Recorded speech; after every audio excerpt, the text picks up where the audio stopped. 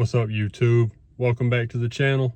I've got a new video today. As you can see, I'm at the gas station pretty much during all the videos, but you can probably see by the title, I'm gonna make a video today for anybody that has the question, does the Dodge Challenger RT have enough power? You know, is almost 400 horsepower enough to have fun and rear-wheel drive V8, do some racing, things like that? I'm gonna discuss it all in this video. If you hadn't seen the channel before, this is my car, 2020 Dodge Challenger RT with the 5.7. Got the Dynamics package on there. 4-piston Brembos on all four corners.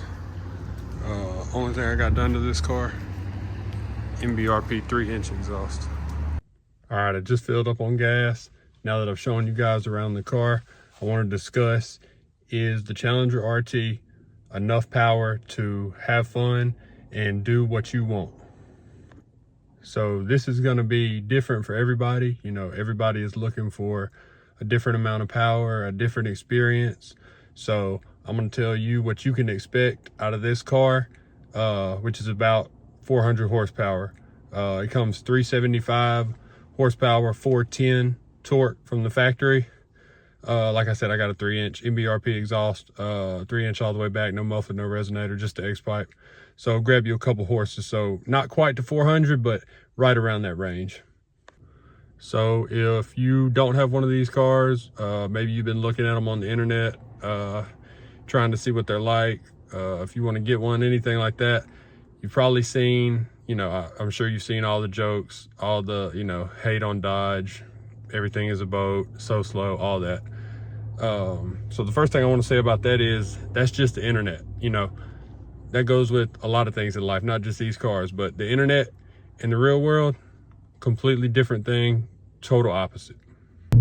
So like I said, from the internet to real life, complete different story. You know, I saw those same videos. I thought the same things. You know, is it really that slow? Is it what they say it is on the internet? Is the 5.7 enough? I don't know if I can have fun, if I can do this and that with the 5.7, you know. And this car just fell to me from a buddy on a deal that I couldn't pass up, couldn't say no to. Like I showed you, it's got the Dynamics package, sunroof, everything, leather seats, everything is fully loaded in this car. So it's every single option that you can get on this car.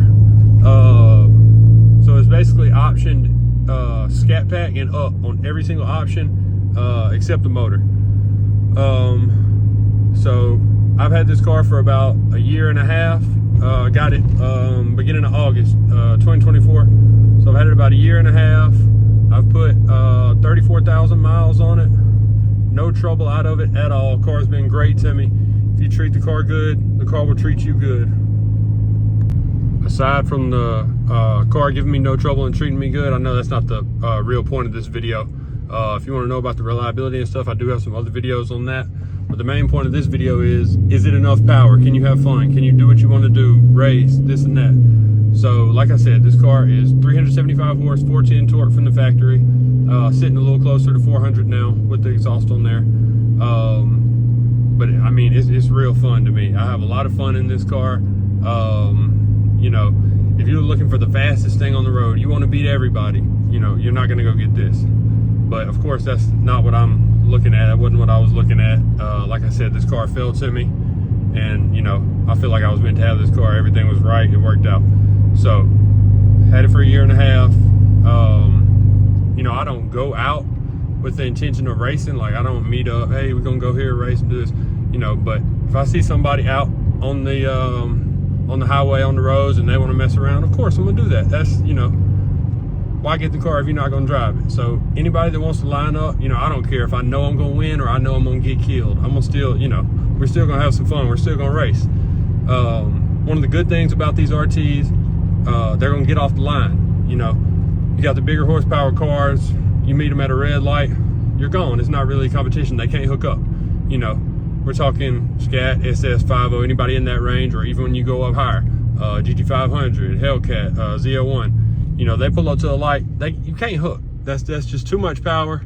You're not hooking on the streets. So if you pull up on them next to you at the light, you're about to get off on them. They're gonna reel you in. They're gonna reel you in once it gets to about, you know, 60, 70, 80 miles an hour. They're gonna pull you in, but on most of these city roads, you know, you're not getting up that fast. So you're gonna take off on them and you're gonna hold it down, you know.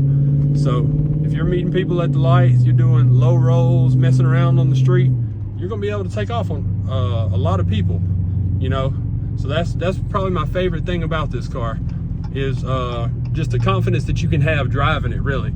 Like I said, those higher horsepower cars, they can't hook up, and in some of those cars, you just can't put the pedal down out here on the street. It's just not safe, you know. You got to get up to certain mile per hour before you can put your foot down without, you know, fishtailing and worrying about going off the street and everything. In this car, the Challenger RT, you can put your foot down basically any point and you don't have to worry about that. Yeah, that's one thing that I really like about this car. It's easy to drive, it's easy to learn in, and it's just a lot of fun. Like I said, you can put your foot down at any moment. You don't have to worry about, you know, oh man, am I going to go off in this ditch? Am I going to end up here and all that? No, you can put your foot down real quick. If you need to come off, then just lift it off. But at any point, really, you can put your foot to the ground and it'll jump up and get going, no worries. You know, everybody says about Dodges, you know, boats, so heavy, everything. This car, fully loaded, is about 4,100 pounds, making just under 400 horsepower, like I said. You know, I think it's enough power to have fun for sure. Anybody can get in this car and have some fun. Like I said, it depends on what you want. You know, if you want to beat everybody, this and that, you want to have so much power, you're looking somewhere else. But, I mean, it's definitely a good car for you to jump into, even if you don't really have any experience with the V8, rear-wheel drive, anything like that. You can hop into this car, and as long as you don't, you know, go turning all the traction off and all that stuff, the car is going to hold you, and you'll be able to learn and have fun in this car, drive it how you want to, you know, without worrying about ending up off the road and things like that. You know, and this car has, you know, the paddle shifters, sport mode, where you can go on the screen and change your steering, transmission, engine, all that stuff. So it's got a lot of things like that that make the experience better. So, you know, you might look at the RT, it doesn't have enough power, this and that. I mean, when you add those things in and all that stuff, it just gives you a lot more enjoyment out of the car. So even if it comes with the automatic, which the 8-speed automatic, ZF 8-speed automatic is a great transmission. But the paddle shifters are real fun. You know, you just slide the shifter over into manual and you shift with the paddles. It gives a different level of enjoyment to the car when you're feeling like you want something like that. Or like I said, you can go in the Super Track Pack or in the setup and change your steering, engine, transmission, all that stuff, just depending on what you want. So it's a lot of fun to me. You know, this car runs on a good day 4.9 to 60. I've got some 4.9s in there. I mean, it gets off pretty good. Like I said, if your car, or if you're looking at one and it has 245s on the back, I would probably recommend changing that. Like I said, this car has the Dynamics package, so it had 275s on all four corners. I ran through the Pirelli P0s, you know, their lifetime was up after whatever. So I've got some Nitto NT555 G2s on the back right now.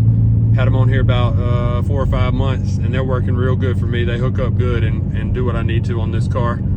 So that's one thing I would recommend, probably getting some bigger tires so you can hook up, you know, if you're running people from digs and all that stuff, hook up, get off on them better. And it's just better overall. Those 245s, they just look so weak, and I just can't understand why they would put those on the back of a rear-wheel drive V8 muscle car. So to me, yes, it's enough power to have fun and do what you want out of these cars. You know, everybody might not say that, but you know, everybody's opinion is different. Everybody wants something different. So, you know, take what you want from the information in this video, but I think it's enough. I mean, 400 horsepower, come on. If you can't have fun with 400 horsepower, then what are we talking about? So, if this video was helpful to you, if you agree, disagree, or have anything that you think needs to be added, put it in the comments. I make sure to respond to all the comments on my videos. Any further video ideas in the future, anything you want to see out of this car, just let me know. I can do that. And yeah, so if you're looking into one of these cars, just go get it. Test drive it, whatever. Find out for yourself. You know, I can only give you so much through this screen, so go find out for yourself, see what you think. But I mean, it's a great car, you know, Mopar, no car. So I appreciate you guys for watching, and I'll catch you in the next one. Peace.